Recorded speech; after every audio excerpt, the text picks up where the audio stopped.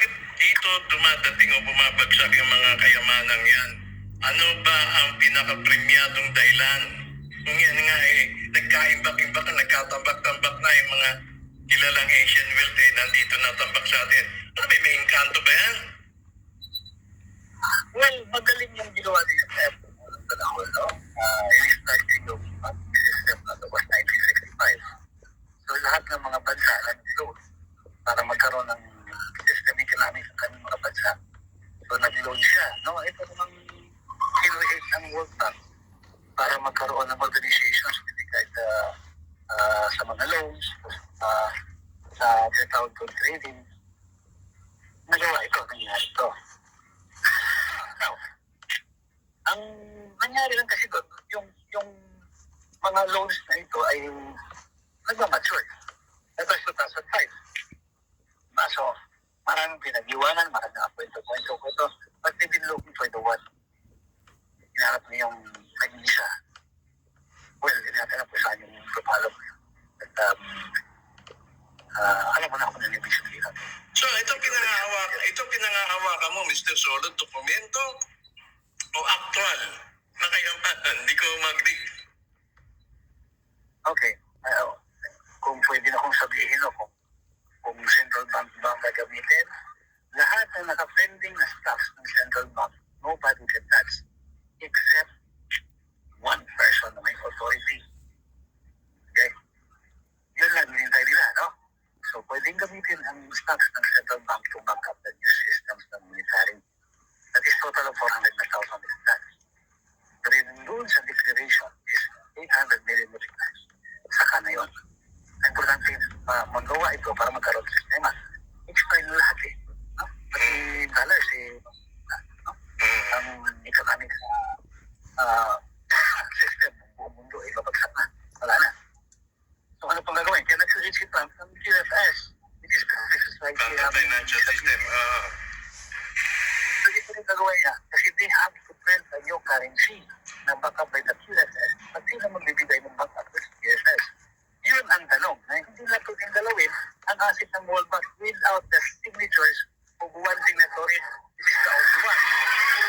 Alaman nila buhay pa yun. That was last year. 12 Raider yun. Inold na China. Okay? Pinatay yung ating Consul General. Inutusan natin. Ano ba yun?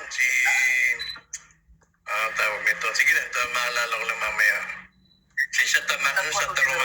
Yung ba yung pinatay ba yun? Santa Romana? Ambassador? Tapos, last year lang ito nangyari. Ito.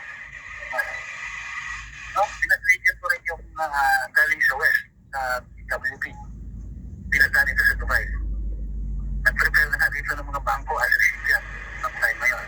Pero inol pa rin ang lahat. Ayaw nila mangyari. Ito kasi Asia Pacific, may dadaan pa ito ng tinatawag na federal systems of Asia Pacific. Control ito ng China. Kaya nagkaroon ng kaunting kasunduan. So, baka naalala niyo yung inimbita yung Central Bank Governor. Tapos nagiging PBM Secretary. Si Joke, no? Sinabi yun. Yun ko saan galing ang budget na ipapawalo sa Pilipinas. Hindi niya masagot. Pero usapan na yun na binibigay sa Pilipinas ng 3 trillion. Which is yun na kami pinibigyan. Pero inod ng China yun. Kaya yung ating Consul General na sa Germany nakabase, pinatawag sa elder ng China, hindi na nakalabas ng ganyan. Wala. Okay. Pati yung ating mga tawag natin na yung mga certified accountant at yung mga banker, pati pamilya niya, kawawa, dalawang pamilya, missing until now. Hindi ko na ma-reach yung mga tao niya. So, nawala bigla. Kaya napakadelikado. Last December, yung Pentagon gusto makipag-usap sa akin. Usually ito, kasama si W.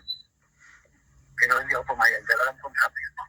Kasi natulugan na buhay pa yung gawa na sinasabi na buhay pa. Kaya hindi tayo natitiro na sa yung indikasyon nila. Ilan taon na ba itong Dawan?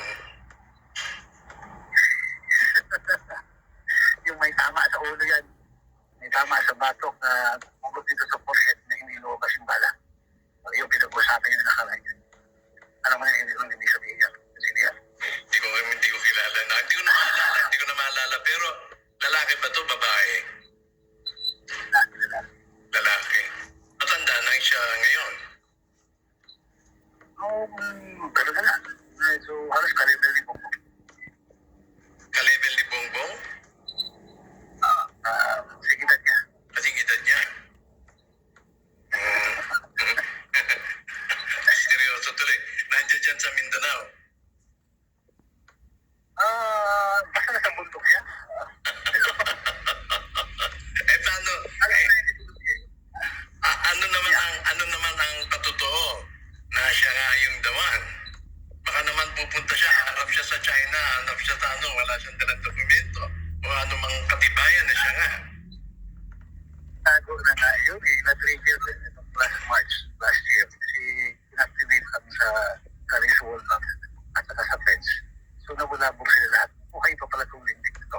So yun yung nangyari. Yung pangkat na natin. Actually, nakuha ang 86% ng asset ng Feds. Nakuha ang 86% ng asset ng Feds. Ano ang pera? Federal system ng Amerika. nasipsip, nahubo, nahigo?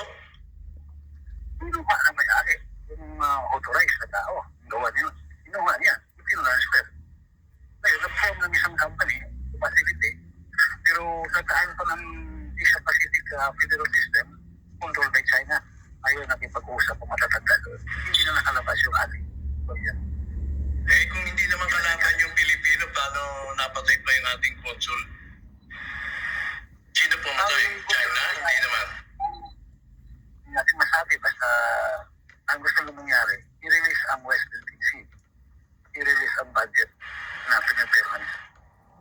Yun ang usapan na gusto nang mangyari. No way. Ano yung katayuan natin? Pero ang China, kakampi ba natin o kalaban actually? Pagdating nyo sa asset na yan. Actually, natin masabi na pagdating kasi sa asset, kalaban sila lahat. Pagdating naman sa pagtutulungan, siyempre magkakampihan, no? Against West o against ibang lahi kasi mas close tayo sa China. But the thing is, pagdating sa asset, mas puso yan kasi bago bitawan ng piso, bingkong. Ginawa yun eh. At may katanungan si Armin Langkara. Baka yung sinasabing dawan ay yung tunay na Bongbong Marcos. Walang kinalaman mga Marcos dito sa asset. Okay. Walang kinalaman. Paliwanag mo, isa solo, gusto naming marinig. In differentiation ng Marcos asset o Marcos gold, hidden wealth ni Marcos na pinangunahan ni Marcos, tsaka dito sa mas malaki pang asset na to. Ano bang pagkakaiba? Please paliwanag. Ako rin hindi ko alam eh. Yung mga asset ng mga Marcos, it's a private. Pero problema, nung pag-imbestiga na ng mga bank officers, kung saan nyo ito na kuha, paano po ninyo nakuha, paano nyo ito na kami. Hindi may paliwanag. No? So kung may batas tayo dito ng tinatawag anti-money laundering law o yung tinatawag ng hindi mo ma-declare yung asset mo, mayroon din sa international. Okay, so yung pangunguling bat na yun eh. Pwede ka ng kasuhan yung tinatawag sa international na graft and corruptions.